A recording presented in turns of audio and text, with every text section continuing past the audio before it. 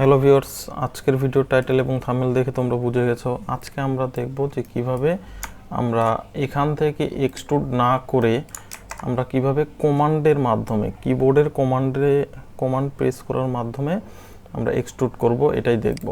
তো চলো দেরি না করে শুরু করি আজকের ভিডিও। তো এর জন্য তোমাদের যেটা ফার্স্টেই করতে হবে, তোমাদের কাস্টমাইজ থেকে হট কি এডিটর এখানে চলে যেতে হবে। দেন এখান থেকে অ্যাকশনে প্রেস করতে হবে।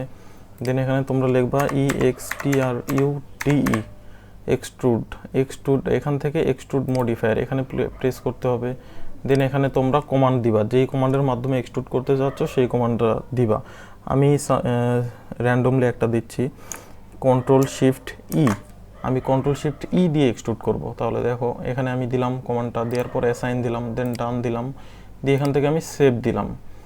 আচ্ছা, এখন আমি এই এসপি লাইনটা আমি যদি এক্সট্রুড করতে চাই, এই রেক্ট্যাঙ্গেল বা এটা যেটাই হোক, আমি যদি এক্সট্রুড করতে চাই তাহলে আমি এখানে এক্সট্রুড প্রেস করে বা মডিফায়ার থেকে এক্সট্রুডে গিয়ে এত খোঁজাখুঁজি না করে আমি জাস্ট সিম্পলি কিবোর্ডে যদি প্রেস করি Ctrl+Shift+E, দেন বুম, এক্সট্রুড হয়ে গেছে। এটা আবার সিলেক্ট করে এটা যদি এক্সট্রুড করি Ctrl+Shift+E, দেন বুম, এটাও এক্সট্রুড হয়ে গেছে। এখান থেকে তোমরা মাপ দিয়ে দিতে পারো, 2 মিটার 3 মিটার বা যেটাই হোক, মাপটা তোমরা এখান থেকে দিয়ে দিতে পারো।